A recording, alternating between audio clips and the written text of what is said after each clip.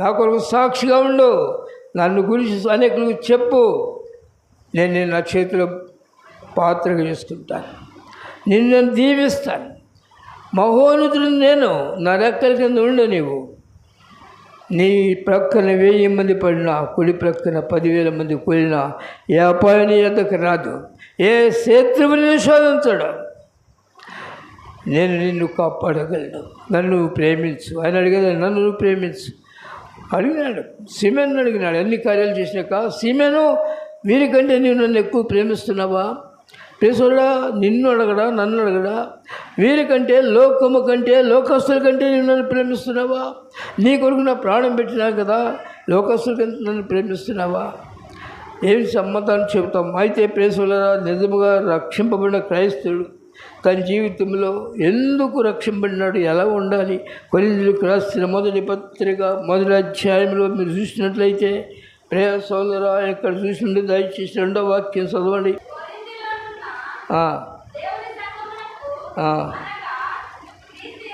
క్రీస్తు యేసునందు పరిశుద్ధపరచబడిన వారై.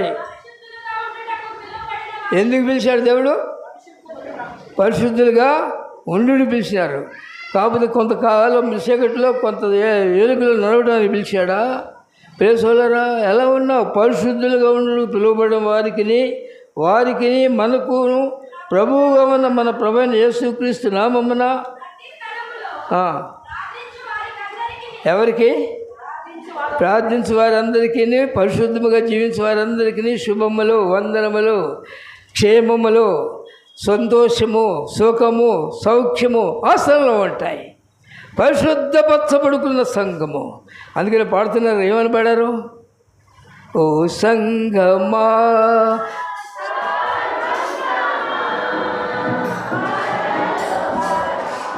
ఏం పాడారు? ఓ సంఘము కాదు, పరలోక రాజ్యపు ప్రతిబింబమా. పరలోకంలో నువ్వెక్కడ నీలో ప్రతిబింబం కనిపించాలి, నీలో పరిశుద్ధత కనిపించాలి. నిన్ను దేవుడు ప్రేమించిన తర్వాత ఆయన కొరకు జీవించాలి. జీవిస్తే ఎలా బ్రతుకుతావు? దేవుడు నీకంటే ముందే సృష్టించాడు, సమస్తం ఆయనవి, నీకు అన్నీ ఇవ్వగలడు. కాకపోతే నీవు అవిశ్వాసం కనుక ఏం పొందలేవు. విశ్వాసం అయితే అన్నీ పొందుతావు. మనము పరిశుద్ధంగా ఉండాలని దేవుడు ప్రేమించినాడు. ఏ మనుషులు పరిశుద్ధులు కాదు, కానీ ఆయన ప్రశస్తమైన రక్తం మనల్ని కొన్నారు. కనుక ఆయన ఎందుకు కొన్నాడంటే, మనం ఆయన చూసి అమూల్యమైన ముత్యాన్ని మనం ఏంటంటే, ఆయన దృష్టిలో మనము అమూల్యమైన ముత్యములు. కానీ తెలియక ఏమైందంటే, ఈ ముత్యం మట్టి కొట్టుకుపోయింది. ఈ ముత్యం మంటిలో పడింది, మంటి దాన్ని కప్పింది. అయితే దాన్ని బయటికి తీయవలసిన కంసాలి ఆయన. ఏమండి, కంసాలు ఎప్పుడు కూడా జాలిపడడు. ఏం చేస్తాడు? తీసి ఏం చేస్తాడు? తలకొప్పుతాడు. ఏం చేస్తాడు? కంసాలు దాన్ని తీసేటప్పుడు పొలుగు పెట్టి పొడుస్తాడు, లేపుతాడు. లేపిన తర్వాత తీసుకెళ్ళి అగ్గిలో పడేసి కాలుస్తూ ఏం చేస్తాడు? ఇంకా శుద్ధి తీసుకుని అంత తుప్పంతా రాళ్ళ కొడితే కానీ అది మేలేం బంగారం కాదు. క్రైస్తుడు అయినంత మాత్రం నీలోని మురికంత పోదు.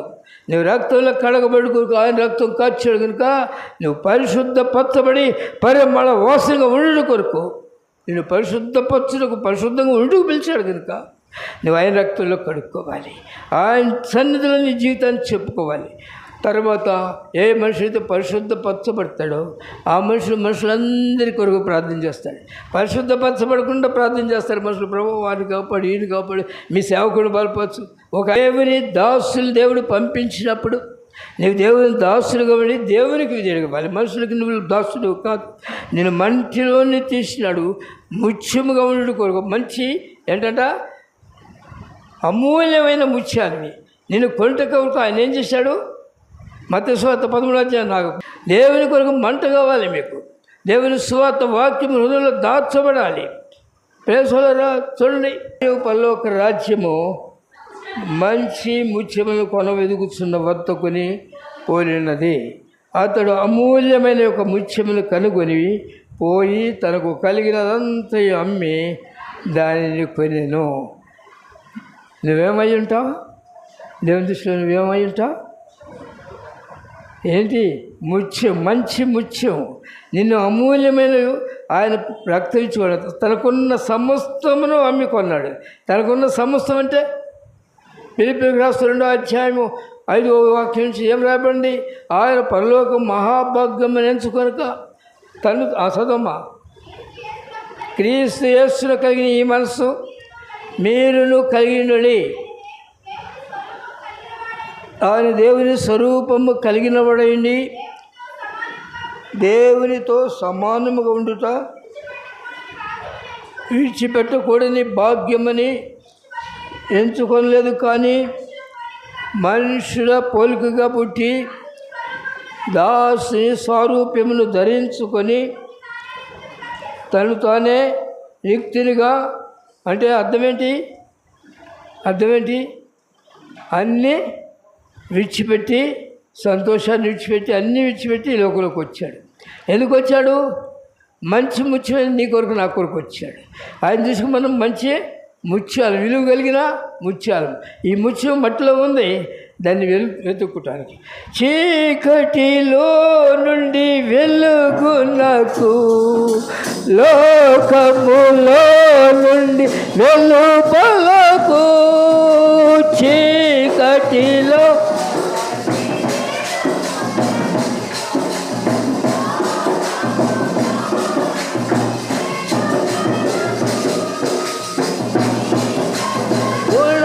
అతిశయ